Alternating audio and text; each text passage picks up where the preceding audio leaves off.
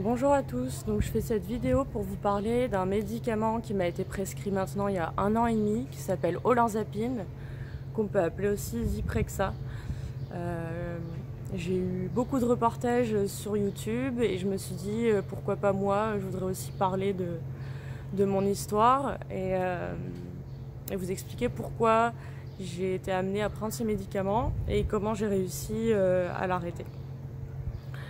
Déjà, olanzapine, c'est un antipsychotique qui est prescrit pour des gens qui ont des troubles de bipolarité ou alors de schizophrénie. Alors moi, j'ai ni l'un ni l'autre.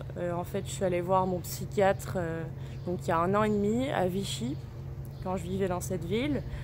Et je lui ai parlé de ma déréalisation, parce que ça fait maintenant depuis 2020 que je me sens déréalisée. Donc bon, c'est pas le thème de cette vidéo, mais vous avez beaucoup de témoignages également sur YouTube qui parlent de ça si ça vous intéresse. Mais en résumé, je me sens toujours comme dans un rêve. Voilà, je suis pas sûre si je suis en train de rêver ou si c'est bien la réalité. Au niveau visuel, je vois la vie également autrement. Donc j'ai changé suite à un choc émotionnel. Et maintenant, je suis déréalisée de manière permanente. Enfin, je sais pas si c'est vraiment permanent, mais en tout cas, H24, je ressens ça du matin au soir.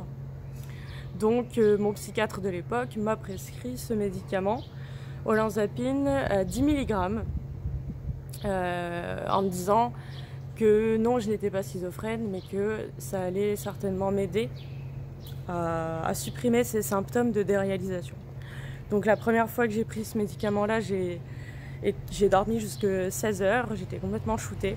Ça m'a supprimé toute mon énergie. Et donc je suis allée le revoir, je lui ai expliqué cette situation-là.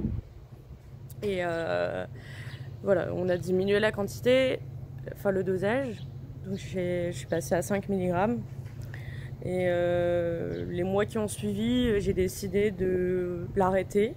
Donc j'ai diminué progressivement, donc je suis passée à 2,5 mg. Et récemment, j'ai voulu l'arrêter complètement. Donc c'est aussi pour ça que je fais cette vidéo, c'est pour vous expliquer que l'arrêt a été très compliqué et que pour les gens qui prennent ce médicament-là, réfléchissez quand même avant. Surtout si vous êtes dans ma situation. Moi, j'avais aucun trouble de bipolarité. Schizophrénie non plus. Donc je me demande parfois pourquoi mon psychiatre me l'a prescrit. Il faut savoir que c'est très très difficile de l'arrêter. Donc j'ai eu environ 5 tentatives d'arrêt. À chaque fois j'y arrivais pas, c'était trop dur, je dormais plus, j'avais des insomnies, des sueurs nocturnes, des angoisses, de l'anxiété, voire de la paranoïa ou hallucination. Donc ça, c'est en l'arrêtant. Et au bout de 3 jours, de toute manière, sans dormir, je me mettais tout le temps à le reprendre parce que c'était trop dur. Donc je le reprenais toujours. Alors là maintenant, aujourd'hui, quand je fais cette vidéo, ça fait 10 jours que je l'ai arrêté. Donc les premiers jours ont été difficiles. Mais là, au bout de 10 jours, je n'ai plus d'anxiété, plus d'angoisse, plus de paranoïa. Je n'ai plus de sueur nocturne non plus. En revanche, je fais toujours des insomnies. Donc les insomnies, là, c'est très compliqué à gérer. Donc là, le seul moyen que j'ai trouvé pour quand même me faire dormir un minimum chaque nuit, c'est de prendre du Xanax en 0,50 mg. Et grâce à ça, j'arrive quand même à dormir quelques heures. Mais voilà, au début, on peut passer 3-4 jours sans dormir du tout.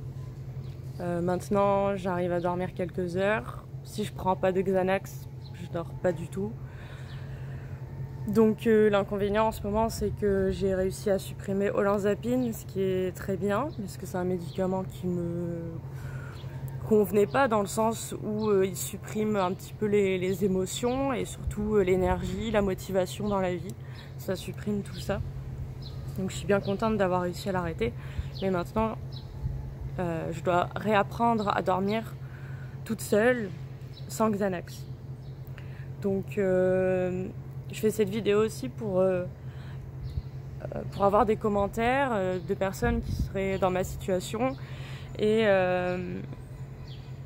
qu'on puisse m'apporter de l'aide, surtout par rapport aux insomnies.